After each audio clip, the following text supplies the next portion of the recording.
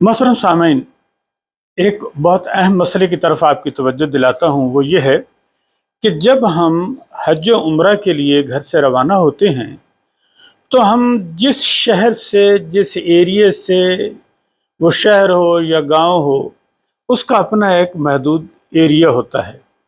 شہر کی اپنی ایک بلدیاتی حدود ہوتی ہے۔ تو اسی طرح جب اپنے شہر سے باہر نکلیں گے، سفر شروع ہو جائے گا، تو سفر کی نمازوں کے بارے میں اہم ترین مسئلے کو ذہن نشین کیجئے۔ ہم اپنے گھر سے نکلے اور 92 کلومیٹر سے اگر زیادہ فاصلے پہ ہم نے جانا ہے تو اس صورت میں ہم صلاۃ القصر پڑھیں گے، یعنی ظہر، عصر، عشاء،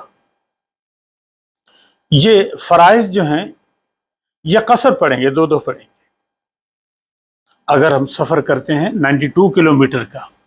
اس میں مزید یہ کہ ہم سفر کر رہے ہیں، ایک سفر کے دوران تو یہ آپ نے پڑھنی ہے۔ اگر ہمارا ارادہ یہ ہے کہ سفر پہ جا رہے ہیں اور جہاں ہم پہنچ گئے ہیں وہاں رہنے کا ارادہ اگر 15 دن سے کم ہے تو پھر آپ صلاۃ القصر ہی پڑھیں گے، قصر نمازیں پڑھیں گے۔ اور اگر وہاں رہنے کا ارادہ 15 دن سے زائد کا ہے تو پھر سفر ختم ہوتے جہاں ہم نے قیام کرنا ہے وہیں پر ہم نماز مکمل پڑھیں گے، یعنی فرائض وغیرہ مکمل پڑھیں گے۔ فرائض میں قصر ہے، سنت اور نوافل یا وتر وغیرہ میں نہیں ہے، یہ آپ لوگ ذہن نشین رکھیے گا۔ بعض وقت ایسا ہوتا ہے کہ پاکستان یا کسی جگہ سے بھی آ رہے ہوں تو حج کے آخری ایام میں جو لوگ آتے ہیں تو وہ اپنا ٹکٹ دیکھ لیں کہ ان کو واپسی کب ان کی ہونی ہے۔ اگر 15 دن پورے وہاں رہنے ہیں حج کے سلسلے میں یا واپسی کے سلسلے میں، جو بھی مصروفیات ہوں، 15 دن کے بعد آپ کی واپسی ہوگی۔ یعنی کہ اگر مکہ المکرمہ شریف میں آپ آئے ہیں تو یہیں پر آپ نے پورے 15 دن رہنے ہیں، تو تب آپ قصر پڑھیں گے، اور 15ویں دن آپ نے مدینہ المنورہ شریف چلے جانا ہے۔ تو پھر یہ چونکہ مسلسل سفر ہے تو سفر والے جتنا یہ سفر ہوگا، سفر میں تو آپ قصر پڑھیں گے۔ اب وہاں مدینہ شریف پہنچنے کے بعد آپ نے وہاں پر اگر 15 دن پورے ٹھہرنا ہے تو قصر پڑھیں گے، اور اگر 15 دن سے زائد ہو گئے تو پھر آپ شروع سے ہی پوری نماز پڑھیں گے۔ یہ ذہن نشین رکھیے گا، صلاۃ القصر کے حوالے سے اس مسئلے کو ذہن نشین رکھیے گا۔ یہاں پر ایک اور ہے سواری کے حوالے سے۔ مثلا اگر کوئی ریل گاڑی میں سفر کر رہا ہے اور ریل گاڑی میں سفر کی جو طوالت ہے نا وہ 92 کلومیٹر ہی ہے۔ 92 کلومیٹر اگر آپ نے سفر کرنا ہے تو اس سفر کے دوران آپ جہاں بھی جا رہے ہوں صلاۃ القصر پڑھیں گے، فرض قصر پڑھیں گے۔ گاڑی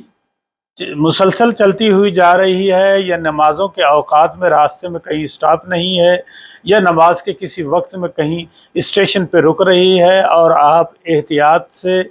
نماز پڑھ سکتے ہیں، تب تو بہتر ہے کہ آپ وہاں نماز پڑھیں اسٹیشن پہ، ورنہ گاڑی میں ہی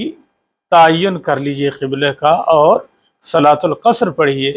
اور احتیاطاً جب آپ منزل پہ پہنچ جائیں تو ان کو دہرا بھی سکتے ہیں۔ اسی طرح ہوائی جہاز میں بھی آپ جب سفر کر رہے ہیں تو اس میں بھی قبلے کی جہتیں آ رہی ہوتی ہیں، سامنے اسکرین کے اوپر سفر بھی آ رہا ہوتا ہے،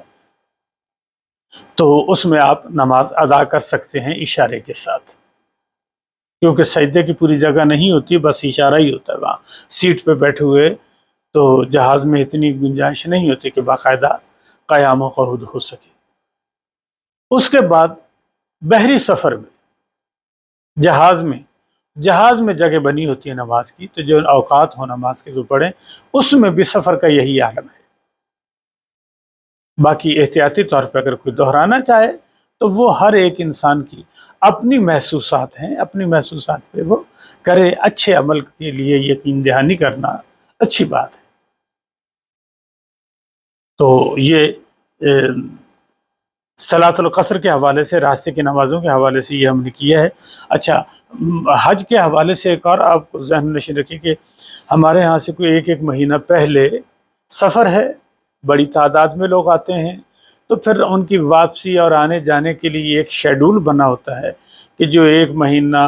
یا اس سے کچھ دن زیادہ یا 22 دن کم از کم اتنے ہوتے ہیں، وہ لوگ جو آخر میں تشریف لاتے ہیں، یعنی کہ ایک آدمی آیا ہی ذی الحجہ کی پہلی تاریخ کو ہے، تو پھر وہ کیا ہوگا، حج کرے گا، پھر یہی مکہ میں رہے گا اس کے مقررہ دن، پھر اس کا جو لیڈر ہے ان کا